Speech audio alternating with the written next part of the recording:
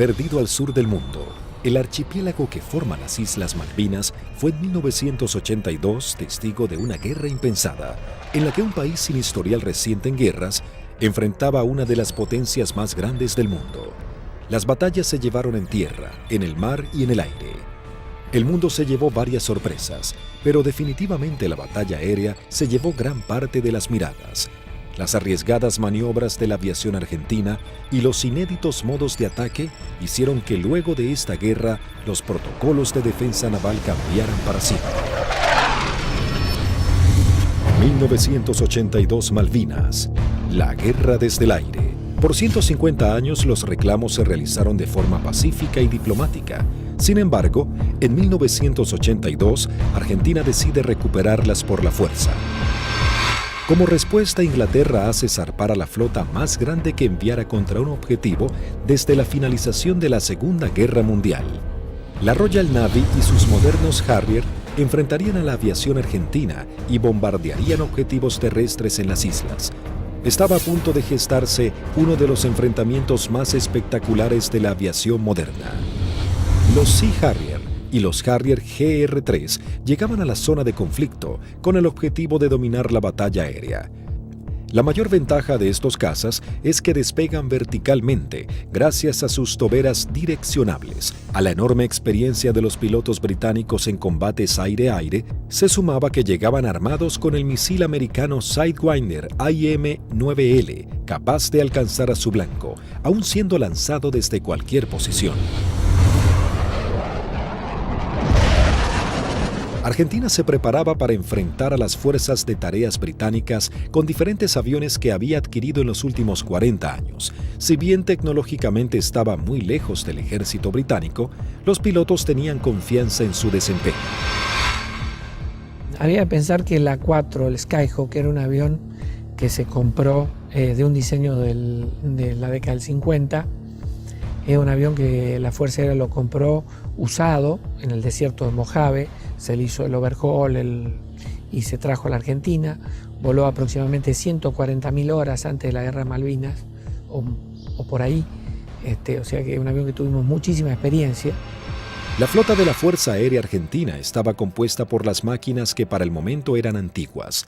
En 1955 había iniciado un plan de renovación de sus cazas y bombarderos pesados. Los primeros que habían llegado al país luego de implementar esta política fueron los bombarderos Canberra, que para aquel momento contaban con un sistema de armas de vanguardia. Y en Inglaterra surgió una polémica, pues había algún sector que quería vender y tener a Argentina como un cliente de equipo militar, operaciones comerciales que eran muy rentables, muy redituables, pero un sector del Foreign Office se opuso terminantemente porque consideraban que ese era un riesgo y que la Argentina, con aviones como el Canberra, podía o estaría en condiciones de intentar ocupar las posesiones inglesas en el Atlántico Sur y en la Antártida, básicamente las Islas Malvinas, ya en el año 55. La mayoría llevábamos muchos años en la unidad, habíamos tenido un adiestramiento muy bueno, muy adecuado. Para nosotros esto era como participar en uno de los tantos ejercicios que se hacían, ¿no es cierto?, en esa época, y se simulaban operaciones reales, con lo cual teníamos un adiestramiento muy bueno y aparte un conocimiento mutuo entre las tripulaciones muy bueno, ¿no es cierto?, y aparte un espíritu realmente que nunca decayó. En la década de los 60, la Fuerza Aérea adquiere el cazabombardero A4 Skyhawk de manufactura americana. La Fuerza Aérea Argentina comenzó a recibir sus primeros A4 en 1966 y en 1974 se adquirió un nuevo lote de 25 Skyhawks A4C. La Fuerza Aérea Argentina también contaba con un avión de combate de fabricación nacional, IA-58 Pucará. Una docena de cazas a reacción Mirage 3 que habían sido adquiridos con la finalidad de proveer defensa aérea a la ciudad de Buenos Aires también estaban al servicio de las batallas aéreas.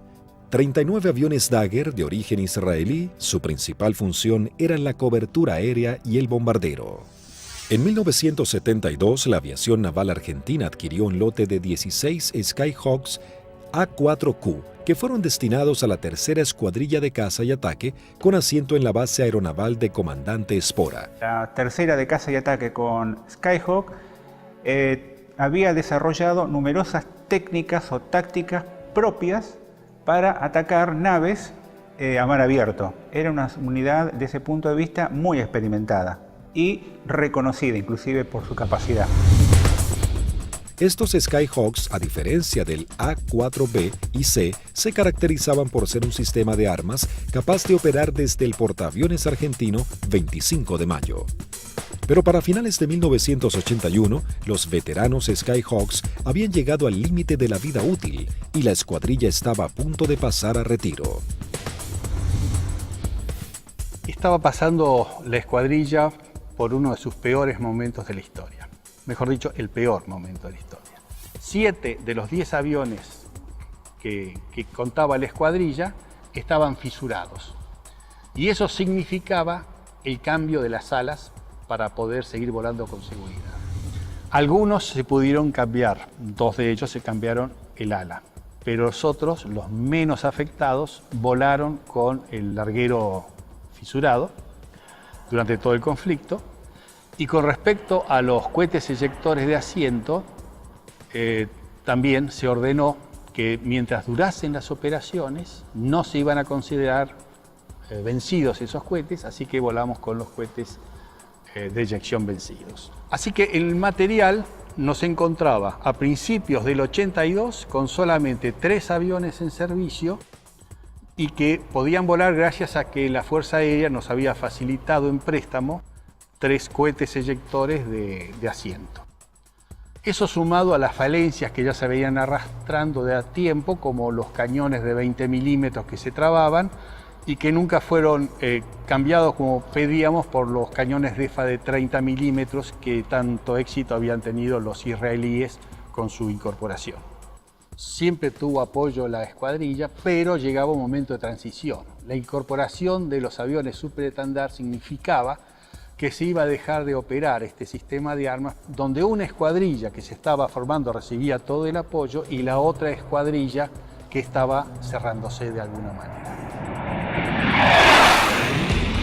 Finalmente, la Armada Argentina acababa de adquirir una nueva tecnología francesa, el caza bombardero embarcado Super Étendard, capaz de lanzar el misil AM-39 Exocet concebido para ataques a unidades de superficie.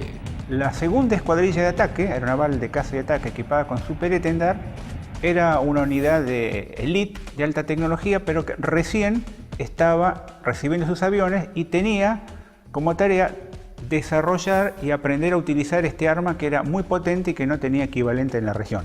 También se contaba con un lote de cazas a reacción Air Macchi 326 GB y Air Macchi 339, que tenían la capacidad de poder operar en terrenos desfavorables y pistas cortas. La Operación Rosario, cuyo objetivo fue recuperar el control argentino en las Islas Malvinas, se llevó a cabo en las primeras horas del 2 de abril de 1982. Un grupo de comandos anfibios de la Armada Argentina desembarcó en las islas, redujo a la pequeña guarnición británica y tomó posesión del gobierno. 2 de abril de 1982 estaba destinado en la 5ª Brigada Aérea, en el grupo 5 de caza, y a las 7 de la mañana, la presentación normal que hacíamos todos los días, nos enteramos que habíamos recuperado nuestras Islas Malvinas. El 2 de abril, cuando fui hacia la escuadrilla, cuando ingresé, ahí me enteré que habían tomado las Malvinas. Una sensación de incertidumbre. Así que me encontraba de oficial de guardia y en ese momento recibo la noticia de la toma de Malvinas. Me tomó totalmente de sorpresa.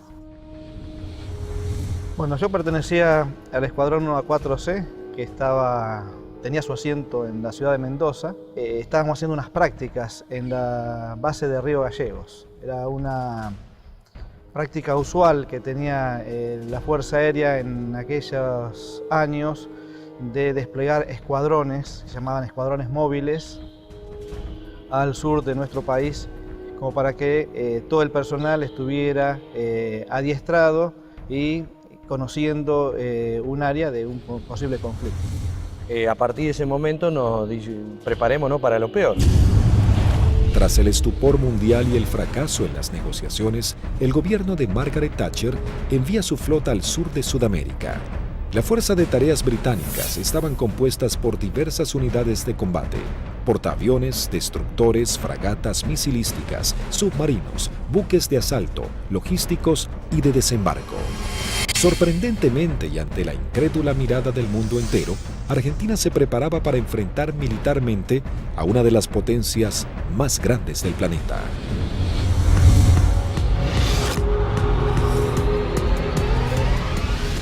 Los pilotos argentinos tuvieron un veloz entrenamiento para aprender a neutralizar objetivos navales sin ser derribados.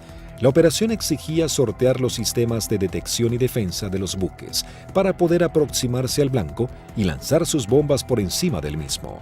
Había que equilibrar la inferioridad tecnológica con la capacidad humana.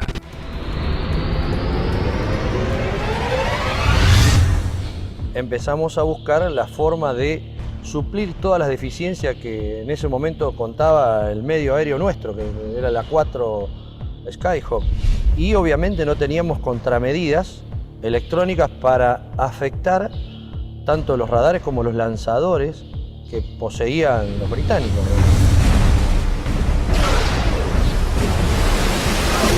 Los misiles que tenían desde 30 kilómetros, desde 20 kilómetros, 15 kilómetros y a partir de ahí cañones o armamento liviano, digamos. O sea, tenían una defensa muy grande para un solo elemento que podía ser un destructor, digamos.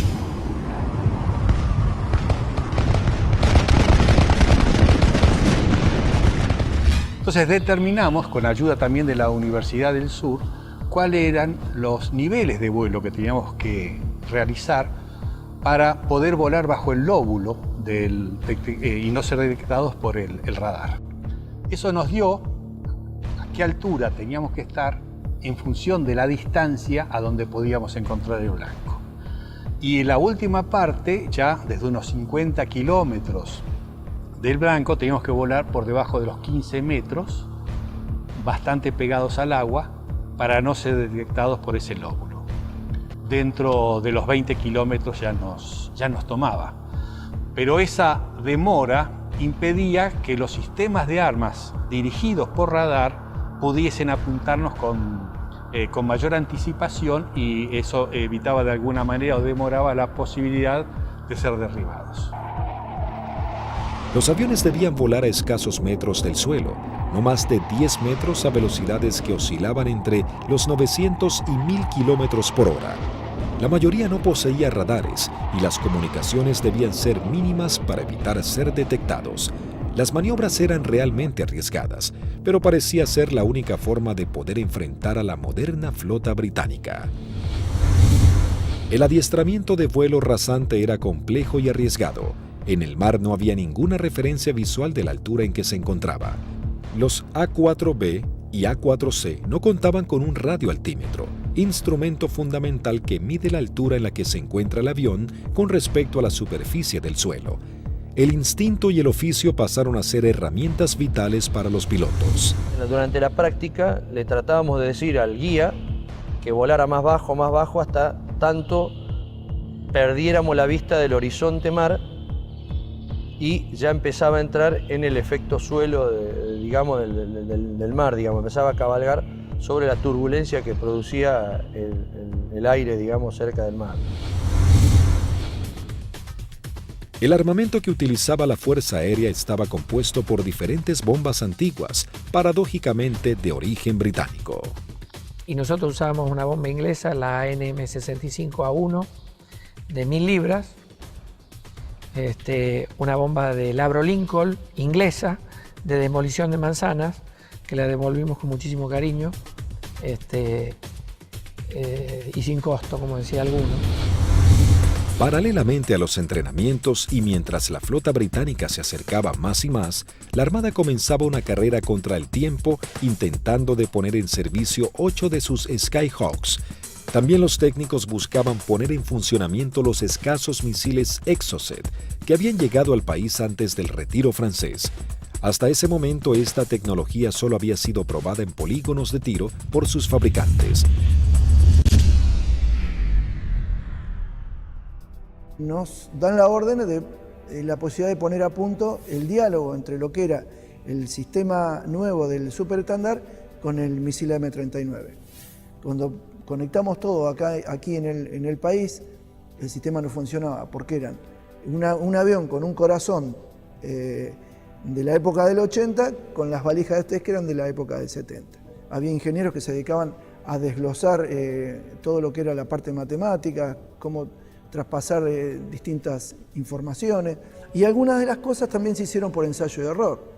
Se iba buscando como un candado a combinación, ¿no? Se iba buscando número por número hasta llegar al número ideal que el misil pueda leer la información del avión. Y bueno, eso nos llevó un tiempo, hasta que un día la valija que reemplazaba al misil nos da que el misil había salido y que todos los parámetros que habíamos colocado estaban incorrectos. Eso ya nos daba un alto porcentaje de seguridad de que el misil por lo menos recibía la información correcta.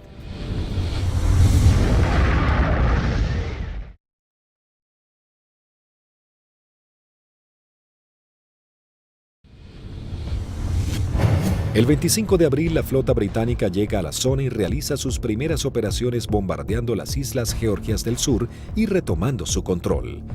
5 días después, el 1 de mayo, tiene lugar el inicio de los enfrentamientos en las Islas Malvinas y comienza la batalla aérea.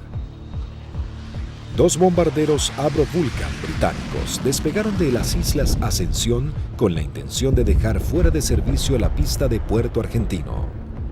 Al enterarse de la noticia en los aeródromos de Río Gallegos, Río Grande y San Julián, las secciones interceptoras se preparan para entrar en acción. 2 Dagger de la primera sección de Río Gallegos regresan al continente sin haber encontrado ningún objetivo. Una segunda sección de Dagger de la base de Río Grande es la primera en hacer contacto con aviones Harrier británicos. Al despegar hicieron contacto con el radar Malvinas, operado por la Fuerza Aérea Argentina. Con un alcance de 300 kilómetros a la redonda, se convertía en los ojos de los pilotos. A través de ellos podían saber qué aeronaves había en el teatro de operaciones.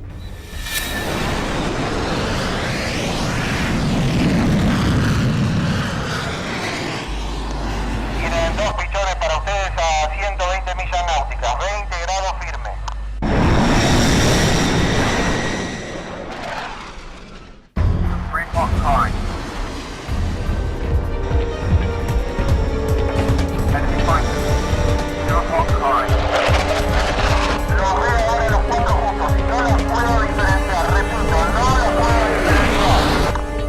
Los 4 interceptores comienzan a dar giros buscándose unos a otros, los argentinos con 22.000 pies y los Harrier 4.000 pies más abajo. Ahora los tienen a 9 millas de frente y a 1 milla del costado derecho.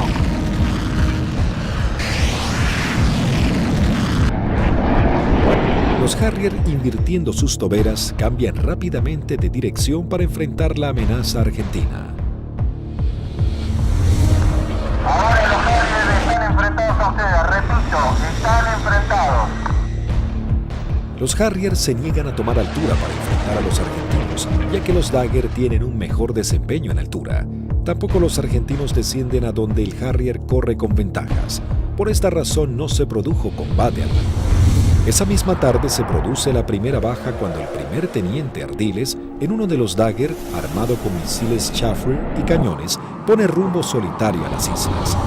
Dirigido por el radar Malvinas, a un eco se acerca a su misión, sin saber que en realidad se aproximaba a una trampa mortal. Lo que erróneamente el radar detectó como un objetivo eran 2 Sea Harriers en formación cerrada. Al descubrir la amenaza argentina, uno de los Sea Harrier se coloca como señuelo, mientras el otro maniobra para colocarse por detrás.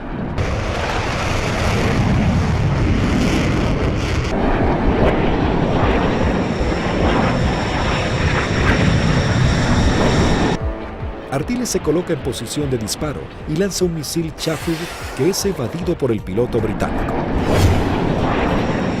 En esos segundos decisivos, el segundo Harrier logra colocarse detrás del avión de Ardiles y acciona su disparador lanzando un misil contra el Dagger. El piloto argentino no pudo eyectarse. Tras patrullar la línea de la costa, 3 Dagger de la base aérea de San Julián prosiguen hacia Puerto Argentino. Antes de llegar se encuentran frente a 3 buques británicos que están bombardeando el área. El destructor y las 2 fragatas abren fuego contra los aviones argentinos sin poder alcanzarlos. En ese momento el capitán Di Meglio lanza sus bombas sobre el destructor. Luego los Dagger inician el escape mientras una patrulla de Harrier va a su encuentro. Los aviones británicos abortan inmediatamente su ataque cuando 2 Dagger armados con misiles se interponen entre ellos y la escuadrilla para facilitar el escape de los argentinos. El 1 de mayo habían comenzado las hostilidades y ambos bandos mostraban todo su poderío y el valor de sus pilotos. Era el bautismo de fuego para la Fuerza Aérea Argentina.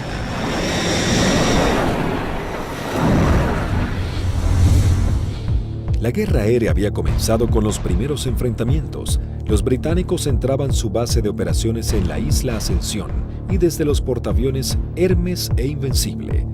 El objetivo principal era inutilizar la pista de Puerto Argentino, así dificultar las comunicaciones entre la isla y el continente, comprometiendo las posibilidades de los pilotos argentinos. La pista fue desde ese momento uno de los blancos principales de los Vulcan y los Harriers británicos. La primera baja en la pista es el mismo 1 de mayo, cuando los Sea Harrier bombardean al Pucará del teniente Yukik, alcanzando a su piloto y gran parte del personal que trabaja en el lugar. Fue el primer contacto con la guerra en sí, digamos, ¿no es cierto? En definitiva, nosotros habíamos tenido ya el aviso que había sido atacado Puerto Argentino a eso de las 4 de la mañana, y a partir de ahí nosotros entramos a movilizarnos y tratar de sacar los aviones, porque la mayor debilidad era el momento de puesta en marcha. Es decir, uno estaba sentado y había gente que estaban apoyando en la puesta en marcha del avión, que también la inexperiencia por ahí, uno se pregunta por qué había tanta gente, pero todo con el ánimo de colaborar y que los tiempos para que saliera lo más rápido posible fuera corto.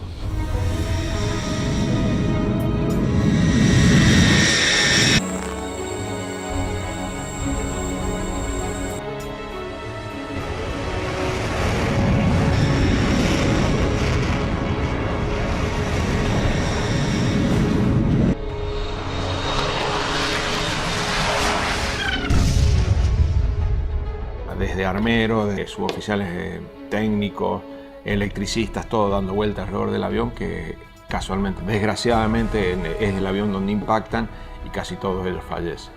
A partir de allí, los arribos a Puerto Argentino eran muy arriesgados. Entonces llegamos a Puerto Argentino el 17 de mayo al atardecer.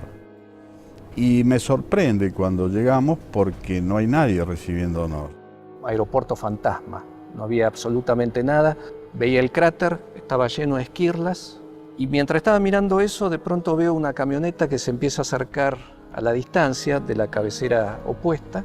Para la camioneta, se baja un conscripto y me dice: corra jefe, que hay alarma roja. Y empezamos a sentir ruidos de turbinas y se aproximan 2 Harriers.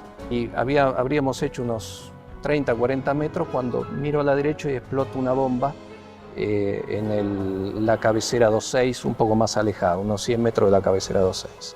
Los Harrier pasaban, hacían la PAC, la patrulla aérea de combate en San Carlos, y a la vuelta con una bomba de 1000 libras en el medio, tiraban la bomba y se volvían. O sea que la cantidad de alarmas rojas era muy abundante. El 2 de mayo, el submarino nuclear británico Conqueror hunde al crucero Ara General Belgrano. En la operación mueren 323 marinos argentinos. La guerra había comenzado de la manera más cruda para Argentina.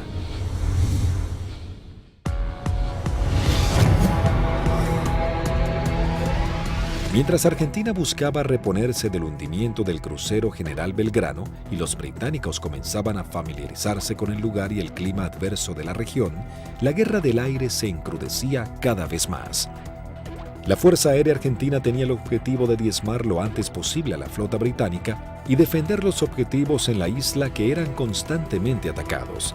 Los Harrier buscaban detener la acción de los pilotos argentinos y anular la comunicación entre el continente y Malvinas.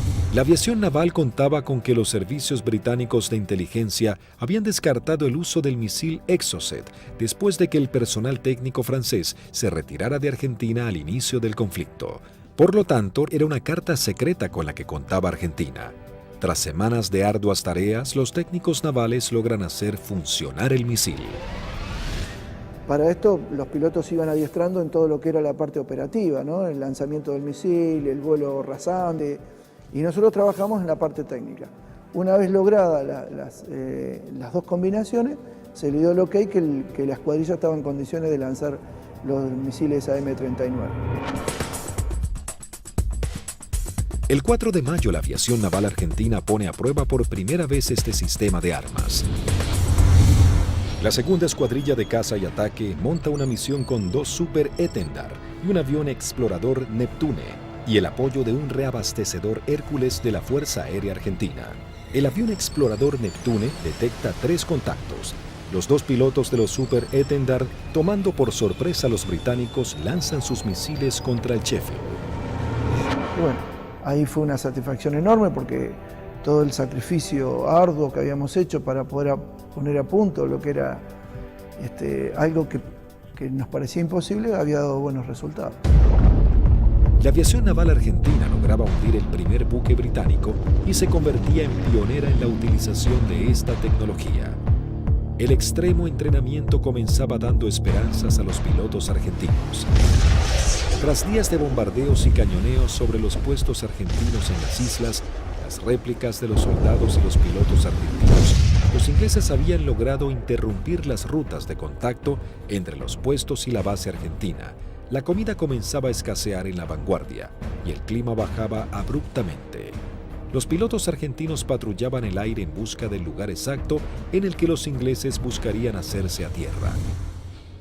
Y a partir de ese 1 de mayo, a través de todas las acciones que realizó el escuadrón y los escuadrones de otros sistemas de armas,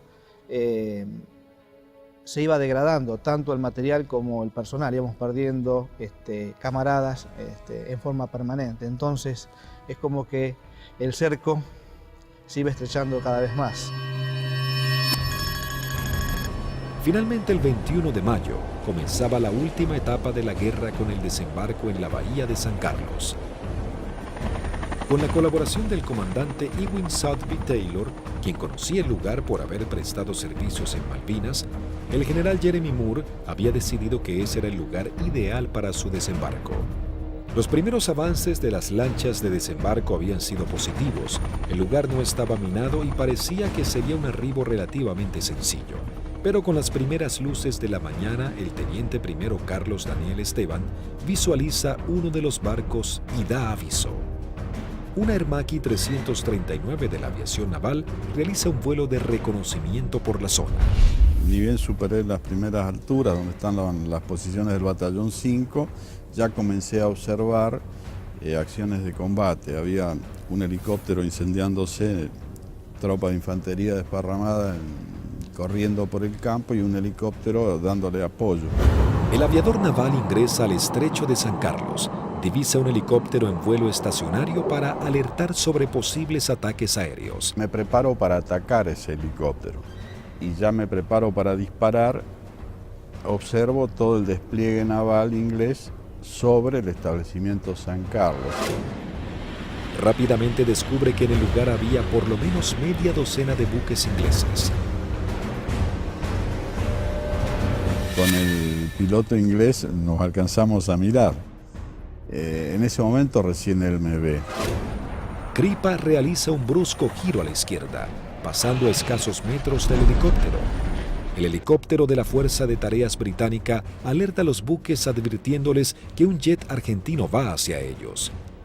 Maniobrando su Aermacchi, Kripa somete a su avión a varias G negativas, respondiendo de manera efectiva. Una vez que entro en la corrida de tiro, el buque comienza a tirarme. Yo con cañones y cohetes solamente podía producirle daños muy pequeños, entonces mi intención era tratar de dejarlo fuera de servicio al buque, es decir, atacar todo su sistema de radares, de radios, antenas. Volando en forma rasante se coloca en posición de disparo contra el primer buque que cruza frente a su mira de tiro.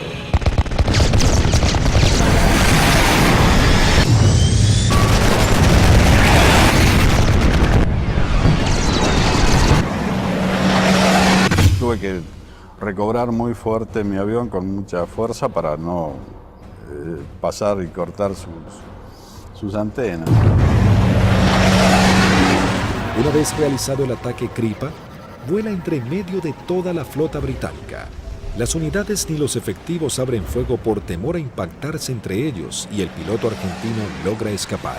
Entonces voy escapando sobre la península esta hasta salir del alcance de tiro de ellos, y ahí teóricamente tenía que volver, pero pensaba que si volvía a Puerto Argentino y decía que había muchos buques, nadie iba a pensar que había la cantidad que yo había visto. Así que hice una órbita en ese lugar y en el anotador de rodilla que teníamos hice un croquis, posicionando los buques que yo vi en ese momento. Escuchamos que se aproximaba el Kripa con el avión. Yo cuando voy aproximándome pedí que fueran preparando armamento. Cortó motor y el avión seguía desplazándose cuando ya se había bajado, y ahí comentó todo lo que había visto, muy a las apuradas obviamente. Me cargan en una camioneta y me llevan al comando a que yo pase la información que tenía. Tras su arribo al aeropuerto de Malvinas y pasar un informe detallado de la situación, todas las unidades aéreas de la Armada y la Fuerza Aérea Argentina se preparan para realizar ataques a los objetivos navales que se encuentran en la zona de desembarco. 30 minutos después llegó el primer ataque del continente compuesto de una formación de 6 Dagger. El objetivo es el Antrim. Una de las bombas no estalla y queda alojada en la popa de la embarcación. Así logran dejarlo fuera de combate. En este ataque también es averiada la fragata Broadsword con disparos de cañón.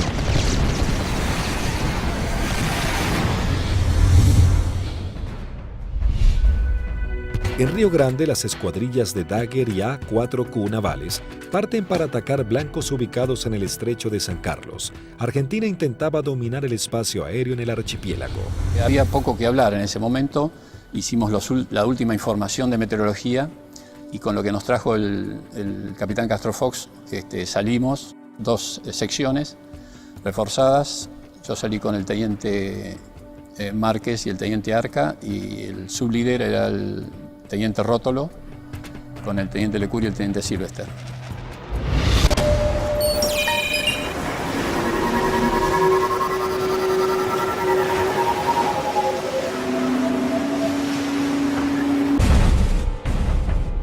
Tres Dagger logran atacar a la fragata Arden lanzándole sus bombas de 500 kilogramos. Una de ellas explota en la popa dañando seriamente un helicóptero Sea Lynx y su sistema de defensa.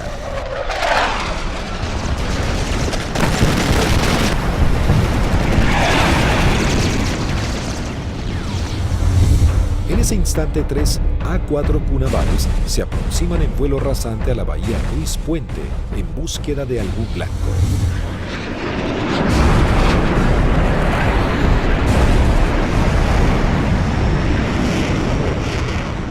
Había lluvia, chubascos, techos bajos y poca visibilidad, condiciones totalmente desfavorables en caso de encontrarnos con algún buque inglés, porque su radar y su sistema de detección de blancos nos iba a ver y lanzar los misiles mucho antes que nosotros los viéramos a él.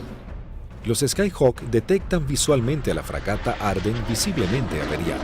Les ordené atacar, conectamos máster de armamento, que era el único punto que faltaba. Iniciamos un giro para atacar desde una posición relativa favorable. Los 3 A-4Q navales se aproximan en vuelo rasante a 900 kilómetros por hora. El teniente Márquez, quien vuela último, ve el impacto producido por una de las bombas de 250 kilogramos del capitán Alberto Filippi, que da de lleno en la popa, elevando una gran bola de humo y esquirlas.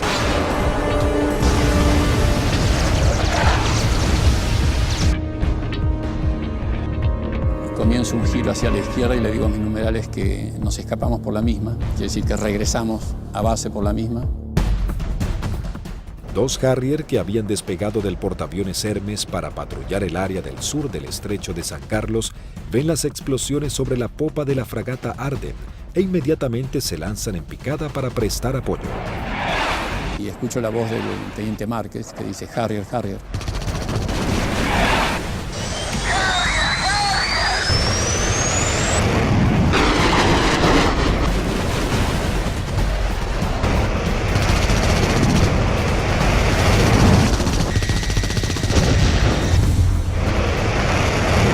Mientras el otro Harrier va tras el A4Q del capitán Filippi y le lanza un misil Sidewinder.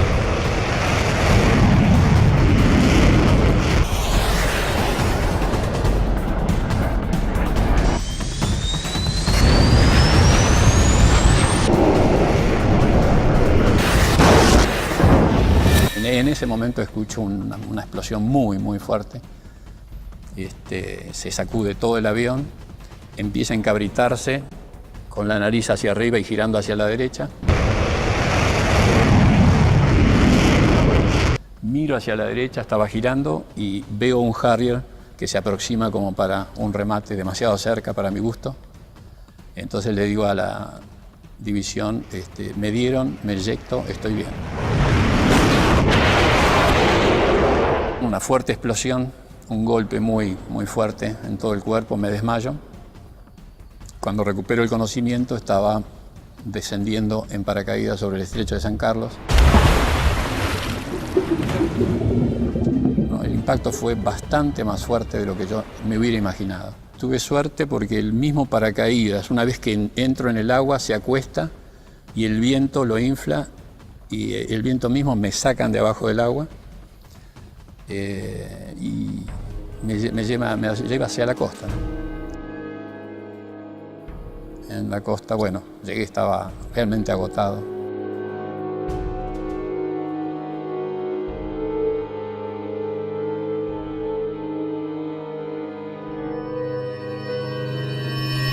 La fragata Arden, con daños de importancia, también es señalada como el blanco de la nueva escuadrilla que se acerca a la zona. Llegamos al borde de la bahía y vimos un destructor en el medio, una fragata para nosotros tipo 21 en el medio del canal, y esa fue la que señalé y esa fue la que atacamos. El teniente Rótolo dice a babor y vimos a lo que después supimos que era la Arden en el medio del canal, del estrecho. Y sobre eso giramos inmediatamente. Y ya pegado al agua practicamos un zigzagueo que hacíamos bastante violento a baja altura para evitar que los controles de tiro nos pudieran concentrar el tiro sobre nosotros.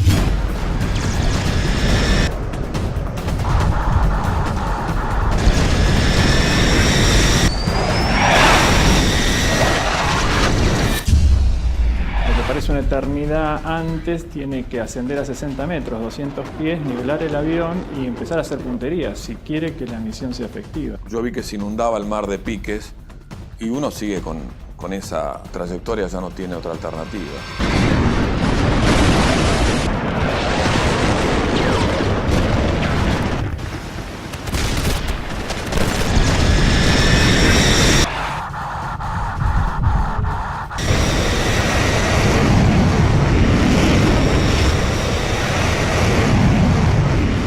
Yo vi el lanzamiento de teniente Rótolo, horquillando el blanco, 2 bombas antes, 2 bombas después, y sobre las columnas de sus explosiones, de la explosión de sus bombas, lancé yo las mías.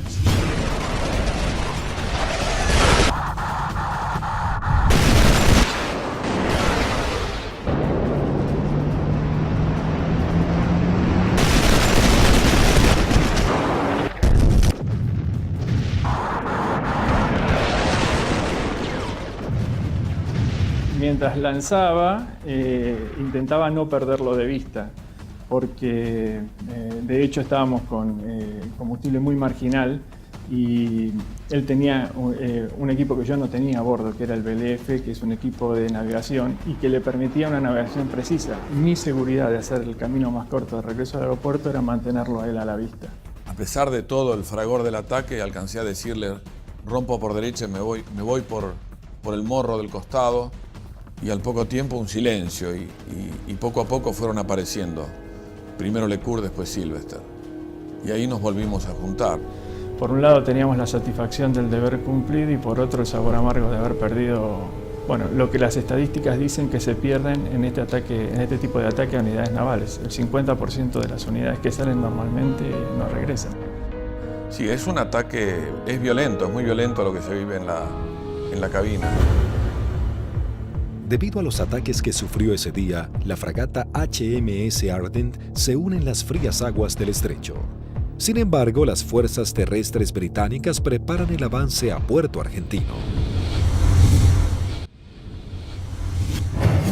Las batallas eran cada vez más encarnizadas. El ejército británico debía lidiar con las tropas argentinas apostadas en las islas, los ataques certeros de la aviación y con el clima que día a día se volvía más frío. El 23 de mayo se desata un nuevo ataque contra otra de las unidades de superficie claves de la Fuerza de Tareas Británica. Esta vez el blanco es otra fragata clase 21, la Antelope. El primer ataque a los buques en San Carlos comienza poco después de las 9 de la mañana con escuadrillas de Skyhawks navales y de la Fuerza Aérea. Una segunda escuadrilla de 4 Skyhawks A4B de la Fuerza Aérea Argentina se abre paso a través del fuego antiaéreo y de los misiles. Los A4B a cargo del primer teniente Luciano Guadagnini y el alférez Gómez se dirigen hacia la fragata Antelope para atacarla. Guadagnini inicia su corrida de ataque, lanza su bomba y es alcanzado. El impacto deja su avión fuera de control, pero el piloto logra enderezar su A4, aunque no pudo evitar la colisión contra el mástil de la fragata.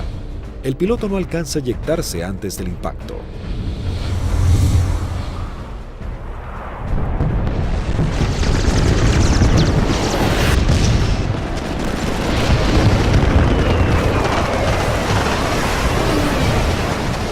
La bomba continuó su trayectoria y quedó alojada en la banda de estribor sin explotar. Tras la primera incursión, el ataque a la nave continúa con los A4Q navales, que se aproximan rápidamente en vuelo rasante por la isla Gran Malvina.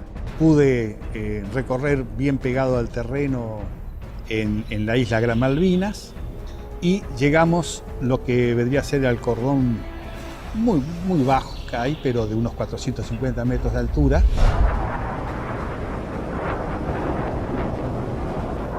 Tuve que descender para poder ir hacia la altura de lanzamiento, que son unos 100 metros, y el primer buque que vi en la bahía San Carlos era una fragata de tipo 21, tenía un helicóptero en popa, recuerdo, y me dirijo hacia ella como el primer blanco que había observado. La zona de operación estaba totalmente clara, con sol, despejado y el mar muy calmo.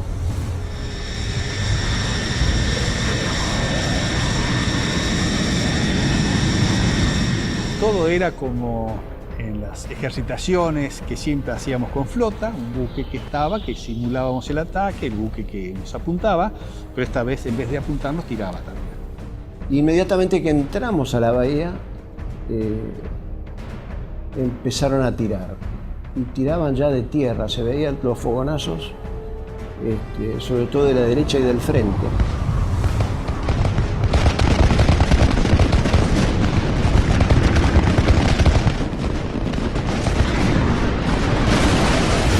Cuando estaba más cerca de la entrada a la bahía, puedo ver sobre la izquierda a un buque que era más redituable como blanco, porque era un buque grande de tipo logístico. Así que cambié el arrumbamiento para seguir sobre este buque. En un momento dado quise tirar cañones porque tiraban de todos lados y salieron 2 disparos y se me trabaron los cañones. Así que me quedé con la bomba. Veo que desde la proa del buque sale una especie de bengala que reconozco que era un misil, y el misil era un Sicat. que venía en forma así errática hacia mi avión. Hago una maniobra evasiva, un fuerte giro hacia la derecha, algo veo pasar por el costado así de la cabina.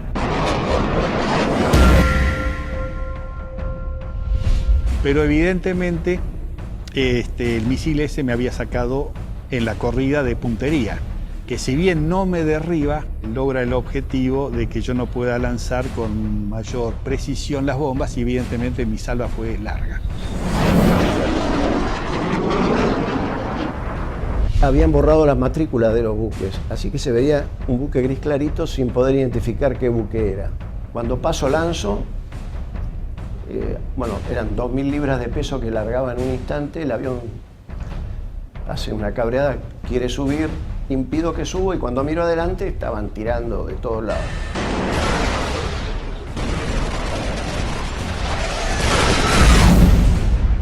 Cada uno debía completar su escape de la mejor manera.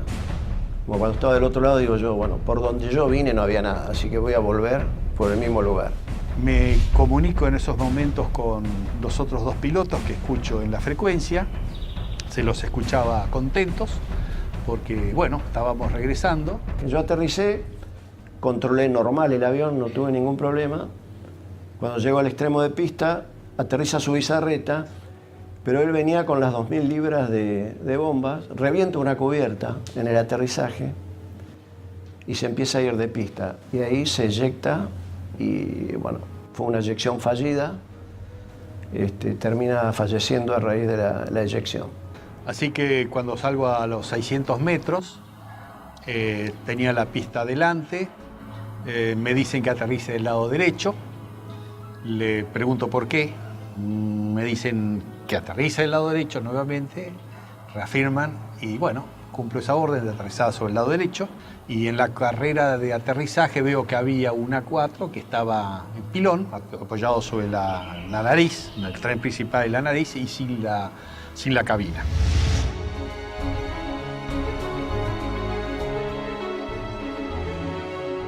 No sabíamos nada de los tres primeros y su bizarreta que acababa de morir en el aterrizaje. Aunque dañada severamente, la Antelope aún continúa a flote. Esa noche, mientras se intentaba desarmar una de las bombas, estalla. Automáticamente se produce un incendio masivo y la nave se hunde. Con los británicos en tierra, listos para marchar a Puerto Argentino, la aviación se esforzaba más y más para frustrar sus objetivos. Por las noches, los Canberra arrojan bombas pesadas para hostigar blancos en las áreas donde las tropas británicas poseen puntos fortificados de artillería, logística y puestos de mando. Se usó la táctica, digamos, del tiro a gran altura, pero auxiliado por el radar. La mayor amenaza para nosotros eran los misiles tierra-aire y las patrullas de Harrier. En la última oportunidad que tiramos sobre Monte Kent, el radar nos avisa de que se estaban acercando una patrulla de Harrier y nos fue dando las posiciones relativas, o sea, nos avisa que estaban a 25 millas, nosotros hacemos el tiro, realizamos la maniobra evasiva, a partir de allí le damos al avión la máxima velocidad posible, ¿no es cierto? Vemos que se acercan hasta 20 millas y luego empezamos a perder, digamos, a ganar distancia con respecto a los Harrier, con lo cual esa fue una amenaza concreta que no llegó a acercarse a la distancia de tiro. Con las primeras luces de la mañana del 25 de mayo, el mayor ataque de la aviación argentina comenzaba a gestarse. El almirante Woodward, jefe de la Marina Británica, previendo la situación, rápidamente despliega sus unidades para sostener los ataques. Los observadores navales argentinos mantienen actualizada la posición de los buques enemigos mientras las escuadrillas llegan a la zona.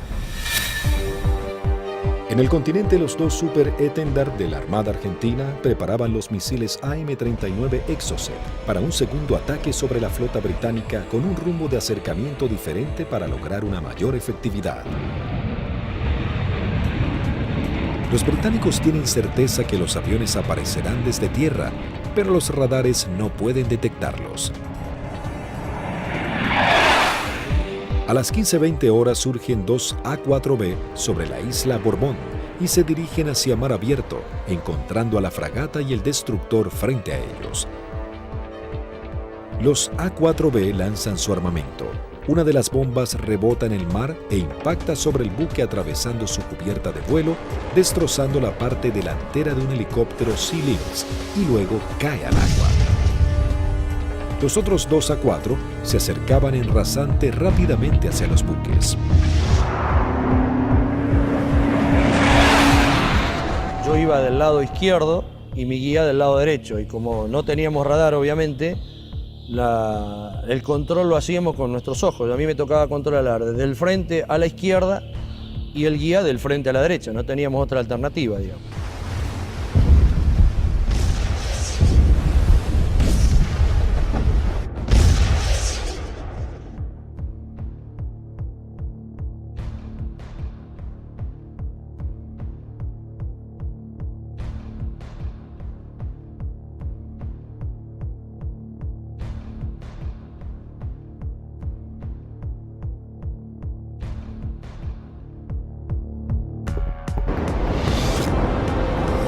Inmediatamente el guía pone viraje brusco a la izquierda, dejando sin opción a Barrio Nuevo de tener que elevarse para esquivarlo entrando en el área de tiro del radar, que al estar en automático inmediatamente lanza un misil Sea Dart. Escucho a la otra escuadrilla, Carballo, que dice el misil, el misil, el misil. Y Rinque, que venía atrás, le dice no se preocupe que va por otro lado.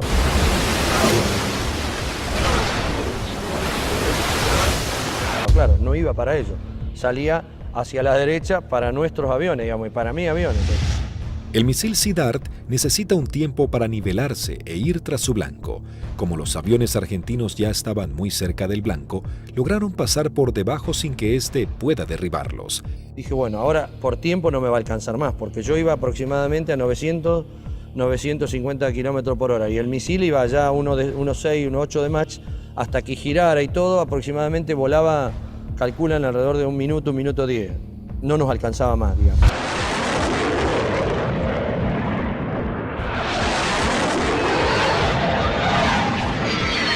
Y yo lo veo al guía porque le iba formando un poquito más atrás, unos 50, 100 metros más atrás, y veo perfecta las bombas cuando la lanza y impactan a no más de 1 metro del agua.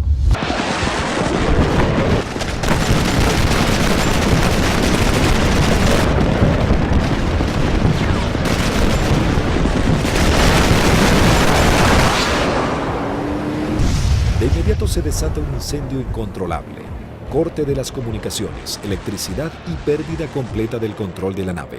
Cuando aterrizamos en Río Gallegos, estaban columnas de mecánicos, los primeros 200, 300 metros con banderas, saludándonos. Dijimos, yo pensaba, mirá que bien, estaban festejando el 25 de mayo, digo, contento que volvemos los 4 aviones, espectacular, bárbaro. Y cuando vamos a la plataforma para estacionar, vemos que hasta el jefe de escuadrón viene a recibirnos y algunos pilotos. Yo no entendía nada, y yo como era el último avión, yo no me preocupé. Y cuando bajo, el jefe de escuadrón me maltrató. ¿Qué hizo? ¿Qué hizo usted, Alfredo? Le digo, el avión está en servicio, le digo, puede volar, no lo rompí, no hice nada. Le digo, está bárbaro. No, pero ¿qué hizo? Y ya me agarra de la solapa, eso no me lo olvido más. Así de la campera, de lo que le quedaba del chaleco salvavidas, y le dice, ¿pero qué hizo, señor? No sé, me despeiné en el vuelo, le digo, estoy desilustrado, no tengo ni idea. No, ¿qué hizo? Acaban de hundir un buque en 20 minutos. 19 hombres sucumben inmediatamente en el ataque y se hunde 20 minutos después de ser alcanzada. Al mismo tiempo que los A-4B de la Fuerza Aérea ponen rumbo al continente, un Hércules de la Fuerza Aérea Argentina reabastece al este de las Islas Malvinas a 2 Super Étendard de la aviación naval. Ellos ya están preparados para un nuevo ataque con misiles Exocet.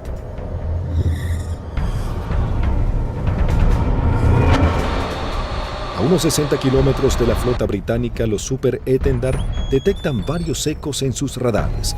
Eligen los más grandes y mientras toman altura de lanzamiento, los datos son transmitidos a sus misiles de manera automática.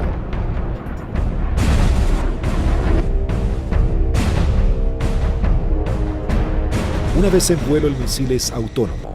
ya tiene los datos del objetivo cargados en su memoria y se dirige a casi el doble de la velocidad del sonido a escasos metros del agua.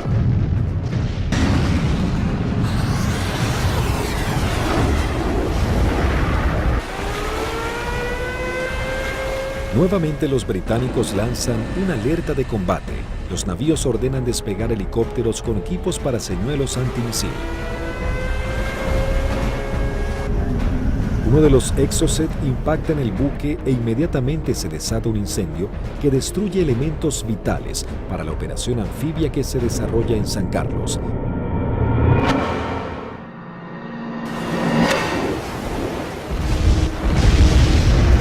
El buque es abandonado y se hunde unos días después. Si bien el daño infligido sobre la flota británica era considerable, cada vez la resistencia argentina estaba más doblegada en las islas. La guerra llegaba a su nivel más desesperante con las bajas temperaturas. Las tropas británicas se preparaban para avanzar por tierra. Sin embargo, los soldados argentinos apostados en las islas no cedían posiciones y los bombardeos aéreos azotaban a la flota británica. Las fuerzas argentinas, visiblemente cercadas en Darwin, resistían con el apoyo de la aviación. El 28 de mayo se proyectó atacar a las posiciones inglesas con los aviones IA-58 Pucará, que desde el 21 de mayo estaban asentados en Puerto Argentino. Conocíamos bastante la zona porque era la zona misma donde nosotros habíamos operado antes, es decir, a los alrededores de lo que habíamos utilizado como campo de aterrizaje nuestro, era la zona donde ya estaban los ingleses aproximándose hacia el pueblito donde estaba la base, digamos lo que quedaba de la base. Yo alcanzo a ver algo que se mueve, levanto y hago una ráfaga de cohetes, siento una voz en la frecuencia de mi radio que me dice desde tierra en Darwin, siga tirando que están ahí, siga tirando que están ahí. Y ahí empiezo a sentir dos disparos también que me empiezan a impactar en el avión. El Pucará, si tiene alguna cosa, es la maravilla del gran poder de absorción de impactos, digamos, porque la manera que yo sentía que me pegaban, digo, me van a desarmar el avión. Yo trato de salir, como los impactos que me pegaban eran casi todos del lado derecho, quiero virar el avión hacia la izquierda y ahí el avión ya no me responde. Bueno, entonces ahí tomo la decisión de eyectarme. Muy bajo, yo ya estaba, creo que no más de 15, 20 metros del suelo. La sensación de estar colgado en un paracaídas no la tengo porque fue como si hiciera un salto desde un techo al suelo, porque fue todo demasiado rápido. Tengo grabado en la memoria que pasa el avión abajo mío todavía y el agujero a través de la cúpula por donde había salido el asiento. Y todavía que le siguen tirando porque se ven trazantes que van hacia el avión. No vi si el paracaídas se abrió, no sé, no supe nada. Ya me encontré en el suelo y enredado intenté salir corriendo y ahí me enredo en los cordones del paracaídas, que caigo, me vuelvo a levantar y tratándome de sacarme el paracaídas y ahí ya me agarran dos ingleses, me apuntan y se me acabó la historia. Con las bajas temperaturas, los plazos eran cada vez más cortos y los ingleses buscaban generar un desenlace rápido. La Fuerza de Tareas británica intenta cerrar su cerco sobre Puerto Argentino. Para lograr este cometido se organiza un desembarco anfibio apoyado de unidades navales en la zona de Puerto Fitzroy el 8 de junio. La Fuerza Aérea Argentina recibe la información del movimiento de dos buques de desembarco británicos. Rápidamente se preparan para lo que sería el día más negro de la flota. Se lanzan desde el continente dos escuadrillas de A-4B, dos de M5 Dagger, listas para el ataque a objetivos navales, y una tercera armada con cañones para diversión.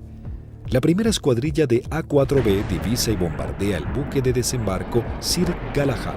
También se bombardea la costa en donde los ingleses comenzaban a llegar.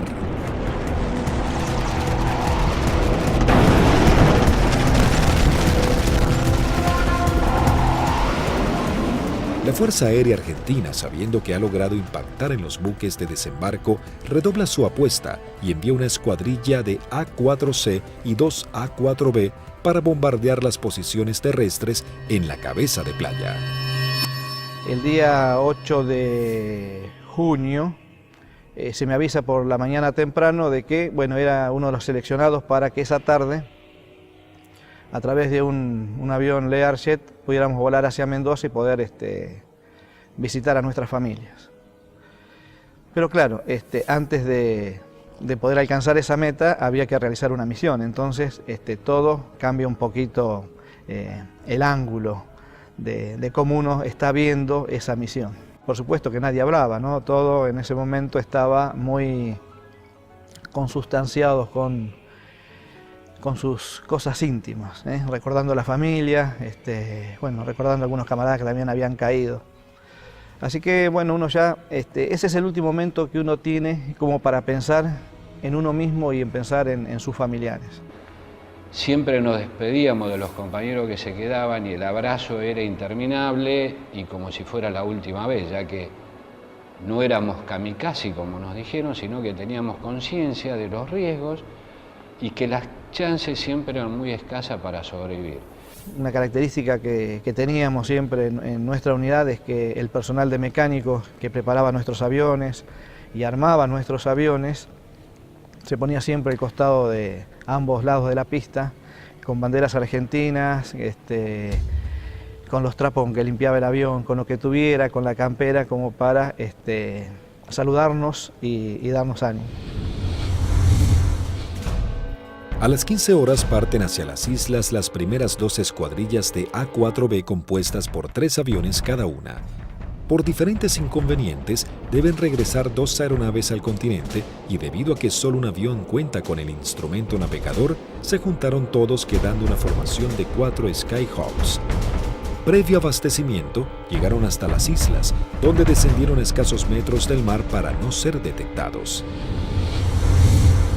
Aquí fue la primera complicación que observé. Al hacer control de combustible antes de entrar en la zona de combate, me di cuenta que había uno de los tanques externos que no me había transferido todo el combustible de ese tanque, con lo cual ya el combustible que tenía sabía que no me iba a alcanzar para regresar al continente. Pero como estábamos muy próximos a la zona del ataque, decidí continuar. La sección ingresa a la isla Soledad con una formación escalonada sorteando la variada geografía del lugar para evitar ser detectados por los radares. Los pilotos saben que no cuentan con el factor sorpresa y que serán recibidos con un intenso fuego antiaéreo. Realmente dantesco, a pesar de que ya teníamos todos experiencia de que nos tiraran, pero era dantesco ver la cantidad de proyectiles 20 milímetros, 30 milímetros, artillería antiaérea y misiles de diversos tipos. Los A-4 sobrepasan las defensas aéreas y se dirigen rumbo a Bahía Agradable. En ese momento sucede algo inesperado para Sánchez.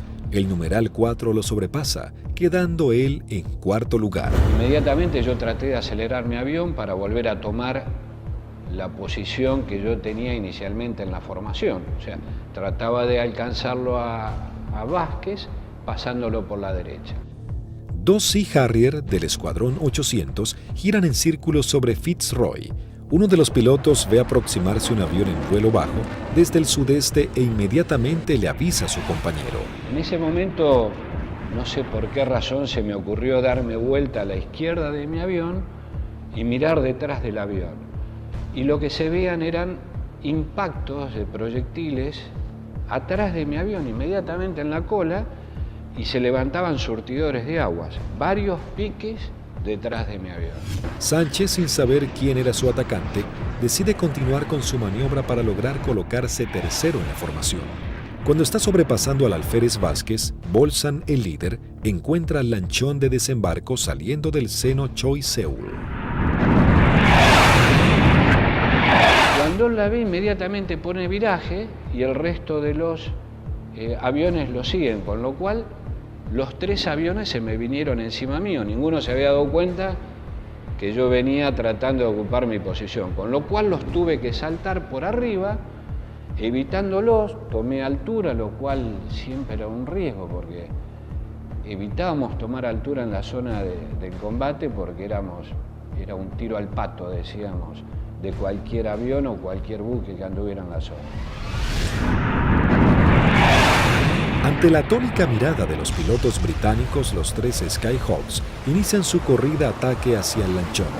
El numeral 2, teniente Juan Arraras, logra impactar de lleno la embarcación con sus bombas, ignorando la presencia de los aviones Sea Harrier.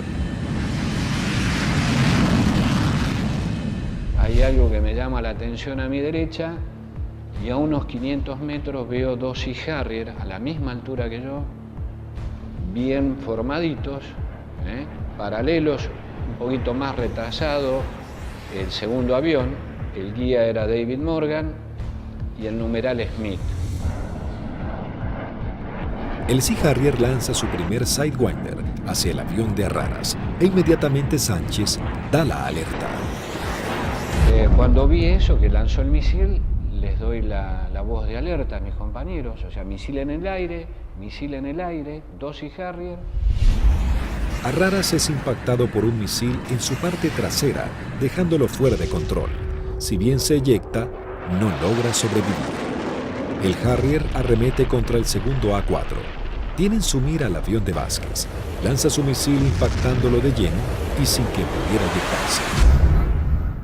Realmente ese fue un momento choqueante, quedé muy choqueado porque el pensamiento era hace un instante, era un compañero mío, un amigo mío, un camarada mío, y que desapareciera de esa forma, o sea, me impactó mucho, ¿no? Sin perder tiempo, el Harrier, piloteado por David Morgan, continúa su ataque contra su próximo objetivo. Las maniobras evasivas del avión del primer teniente Bolson no logran evitar el misil. Su piloto tampoco logra sobrevivir a la explosión.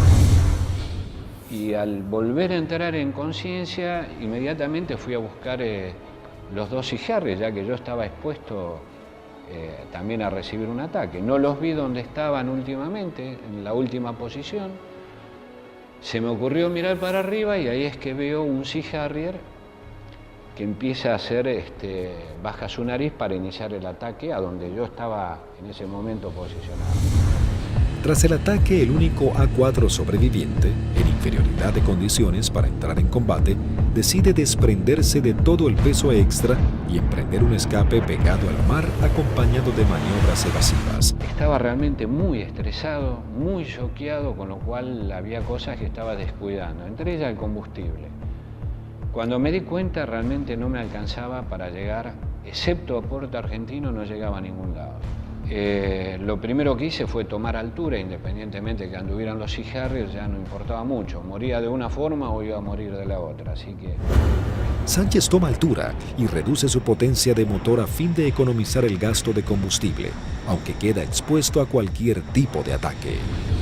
Mientras tanto, la sección de A4C entraba en la zona de combate atacando el personal que desembarcaba en la costa de Bahía Agradable. Ahí nos encontramos con los barcos humeando, muy próximos a la playa, y un enjambre de hombres que estaba desembarcando y que iba trasladando todos los pertrechos hacia la playa.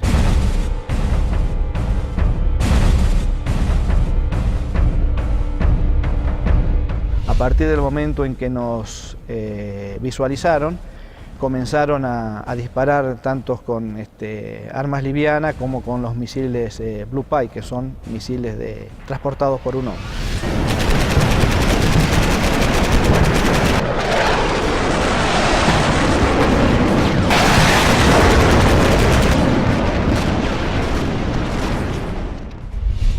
Tuve la oportunidad de esquivar 2, girando un poco el avión y poniendo pedal, tratando de evitar. Pasaron algunos por arriba y algunos por abajo.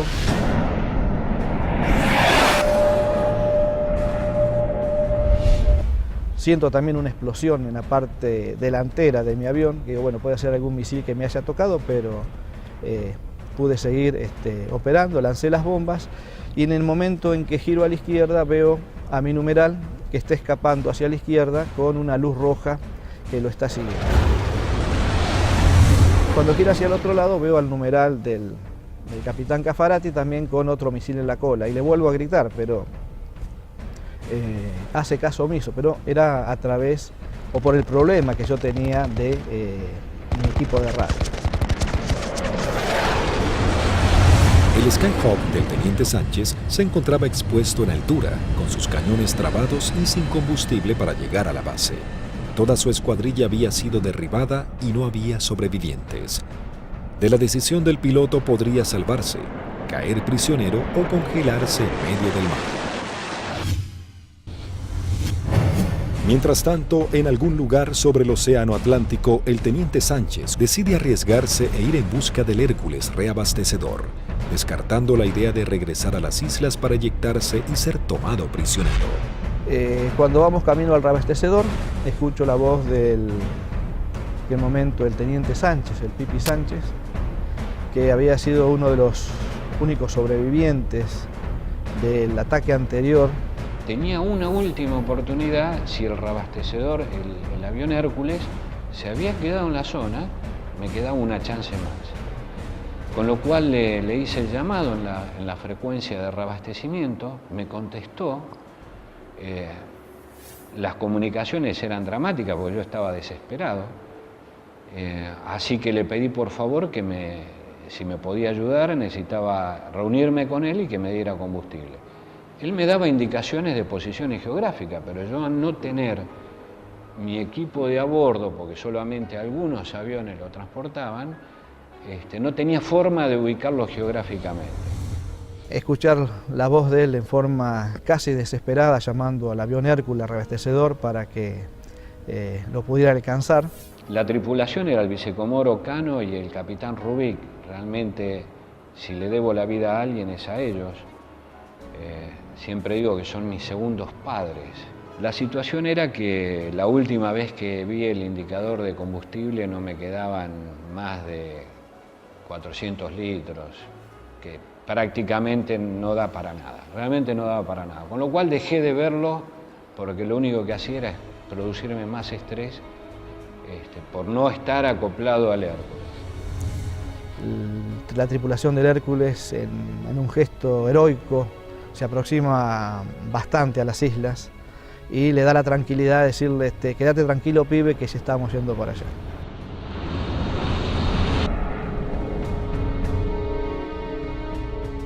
Y luego pude acoplar y me transfirieron combustible que me permitió llegar a Río Gallegos, a nuestra base. En el regreso, el brigadier Paredi observa que su indicador del nivel de aceite de su avión comienza a fluctuar. Nuevamente el fantasma de la caída en medio del océano vuelve a aparecer. Con lo cual digo, bueno, puede ser que me hayan producido alguna perforación, esté perdiendo aceite y se engrane el motor y acá me queda a mitad de camino.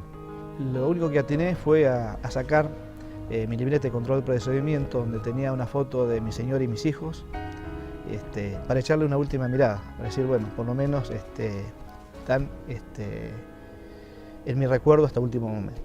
Afortunadamente el indicador, después de eso, no sé si fue mi familia o Dios que me dio una mano, esto se acomodó y pudimos llegar con felicidad a la base San Julián. Con las últimas luces del día, aterriza el teniente Sánchez luego de su trágica misión. Llegué prácticamente en las últimas horas, ya estaba oscureciendo. Me impresionó mucho en el momento que llegué a plataforma, choqueado, transpirado, mal, estresado, ver los mecánicos de mis 3 compañeros que no iban a volver, que los estaban esperando. Así fue como terminó ese día. Lamentablemente los 3 compañeros míos murieron, 2 fueron derribados por David Morgan y 1 por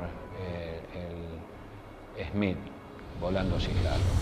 Habían logrado detener un desembarco clave para las fuerzas de tareas británicas, las misiones cada vez más peligrosas y dejaban en claro el poderío de la aviación argentina.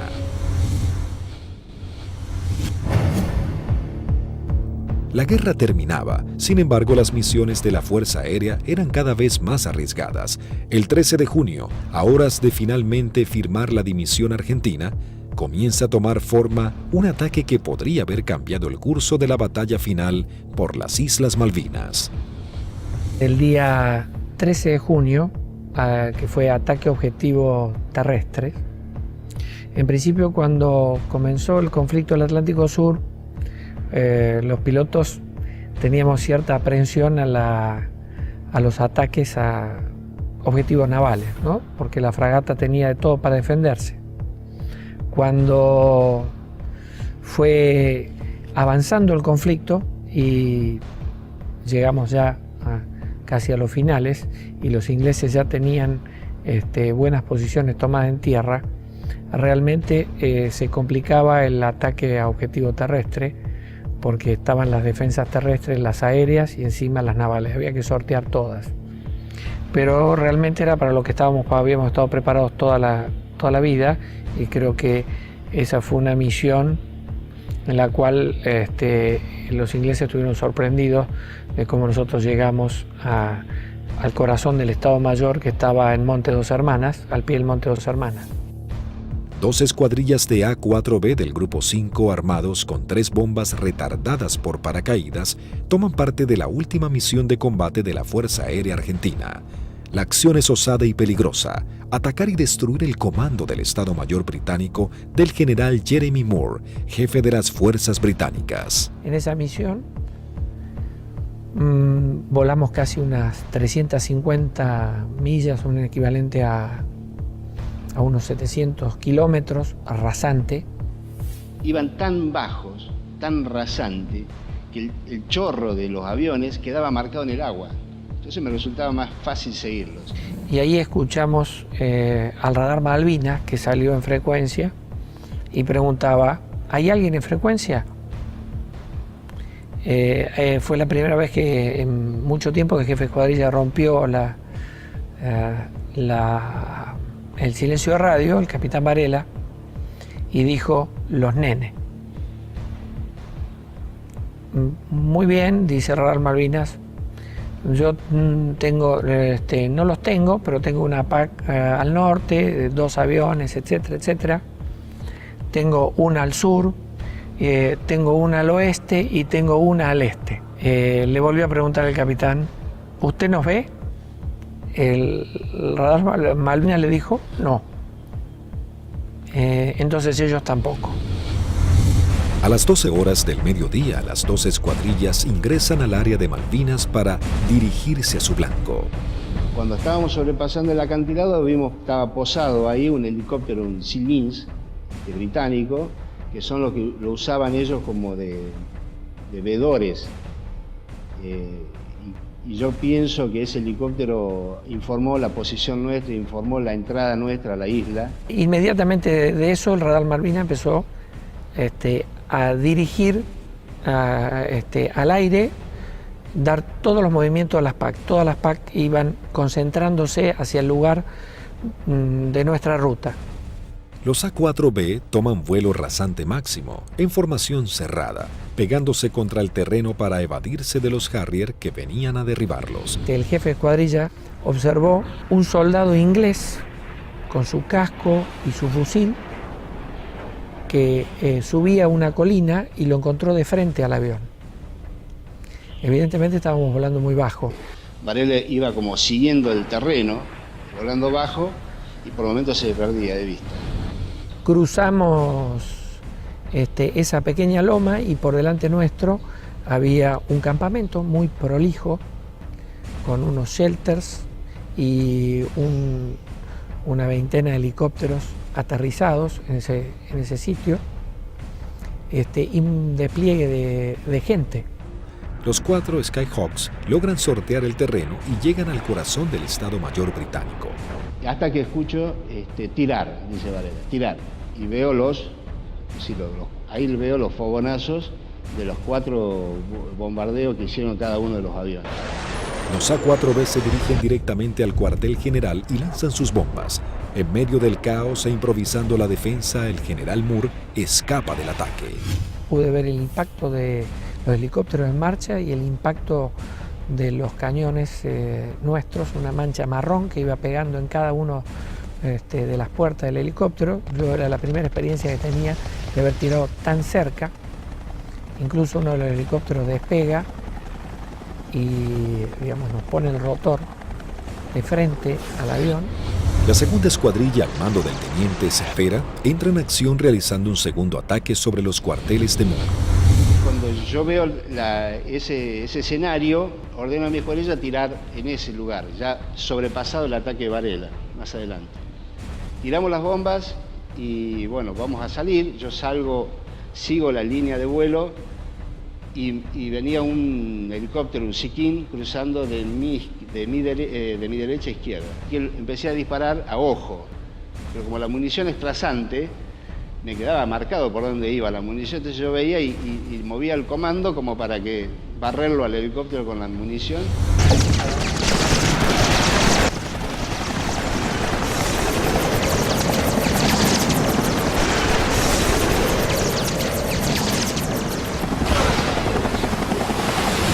Y ahí mi numeral, que venía acá, a la izquierda mía, de Lepiane, me dice, él ve el lanzamiento de un misil que me venía hacia mi avión y me pide, dice, por derecha, Tuco, por derecha.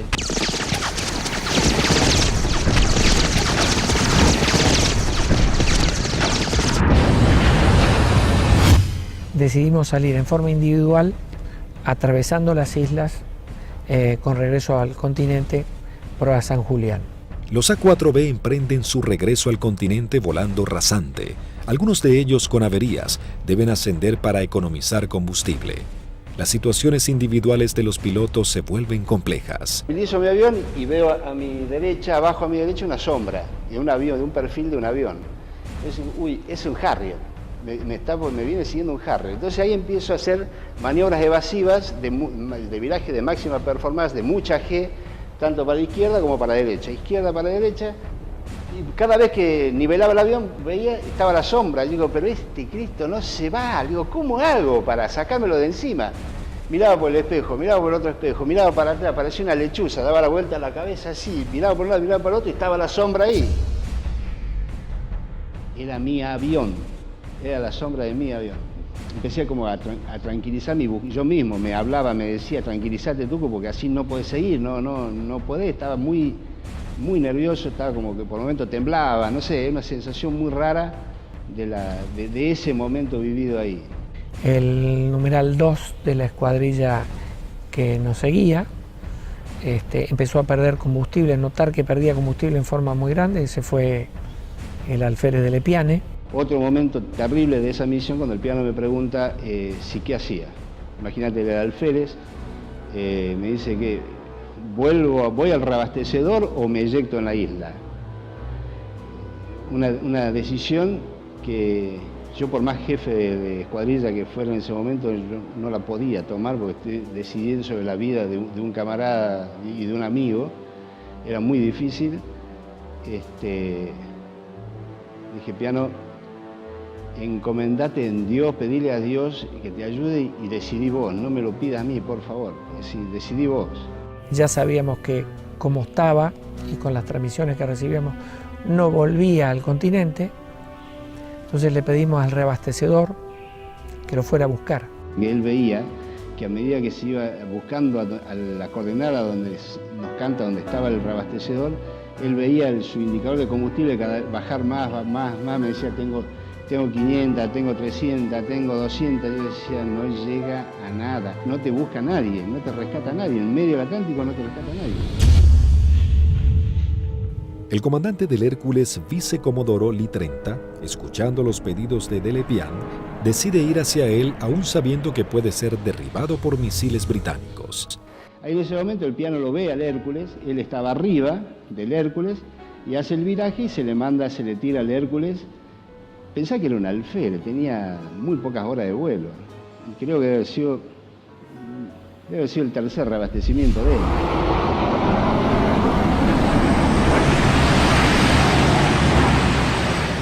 Ahí el reabastecedor se arrimó a las islas en un acto de arrojo terrible, ascendió, lo buscó, lo encontró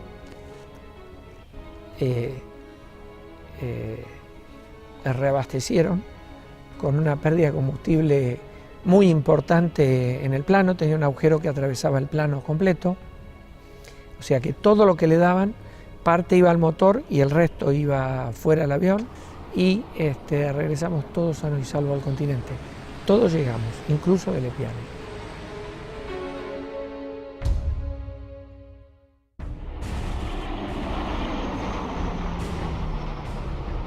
Ese fue un factor importantísimo en el desarrollo de la guerra, el tema del reabastecimiento.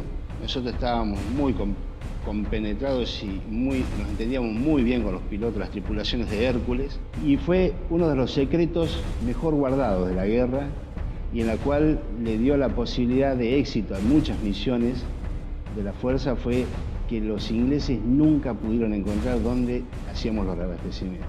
Buscaron por todos lados, nunca encontraron un Hércules haciendo reabastecimiento. Las misiones extremadamente peligrosas en las que se embarcaban los pilotos eran los últimos actos heroicos de una guerra que ya llegaba a su fin. El 14 de junio de 1982, las tropas británicas finalmente ingresan en Puerto Argentino y se firma la rendición argentina. El general Mario Benjamín Menéndez, jefe de las guarniciones argentinas en las islas, le informa a su par británico que solo puede responder por sus unidades en Malvinas. El general Moore insiste en la necesidad imprescindible de interrumpir las acciones y Menéndez le reitera su falta de control sobre la Fuerza Aérea y la aviación naval, pero le garantiza que no efectuará ningún pedido de misiones.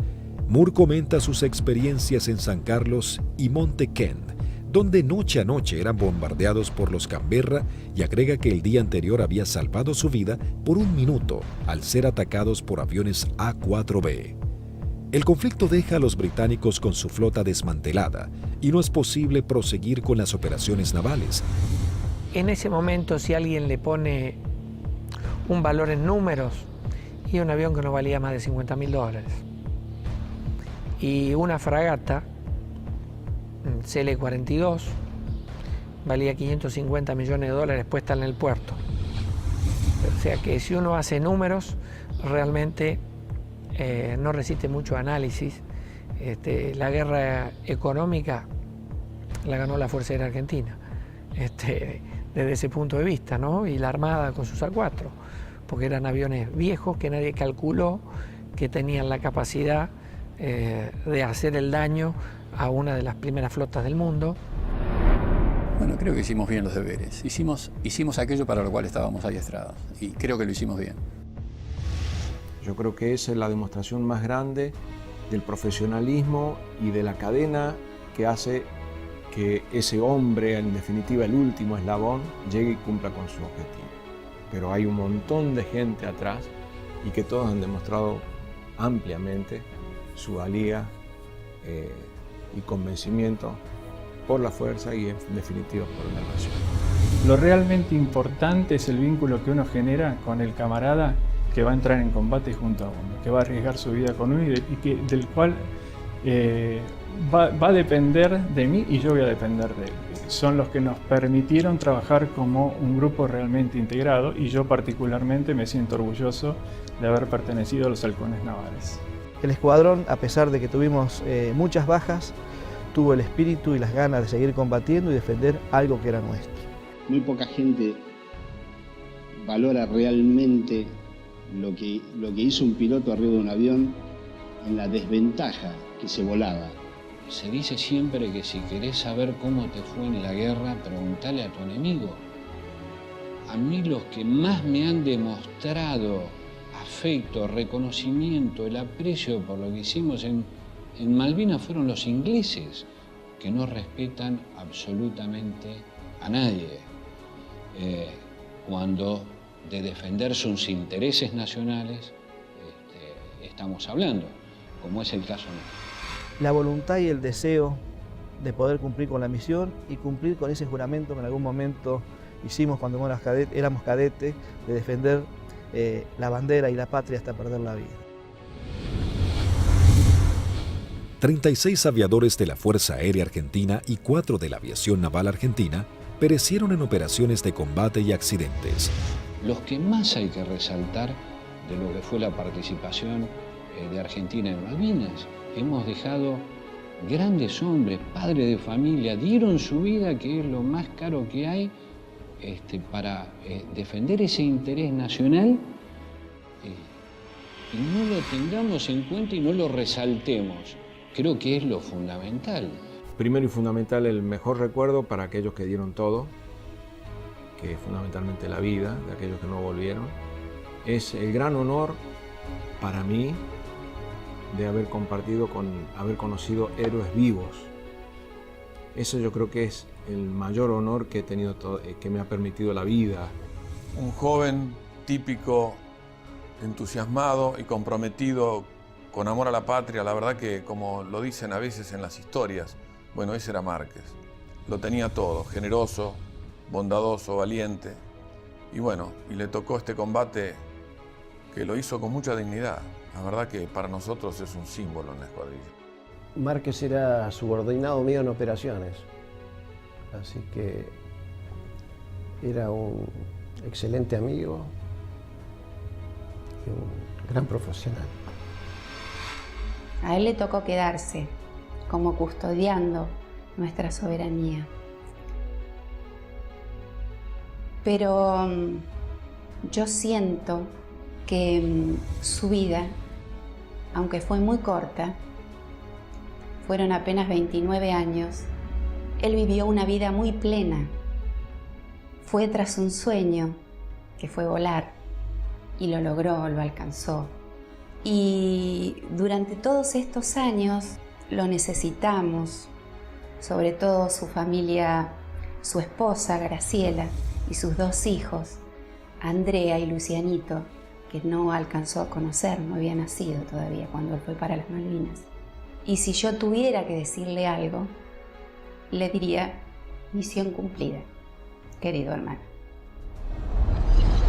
Allá están y nos siguen esperando. Malaver, me sigue esperando Bustos, Gavassi, Nívoli, Ibarlucea, Arrarás, Vázquez, Bolzán, todos nos están esperando. Así que es un dolor que todavía uno lo está tratando de superar, a pesar de los 27 años.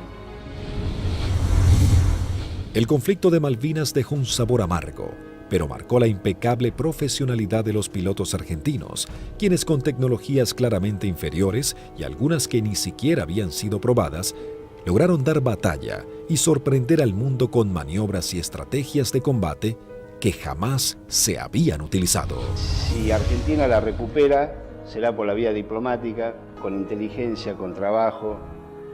Es como se lo explico a mis hijos. Malvinas, con toda la calma del mundo, significa la persistencia de la necesidad de recuperarlas.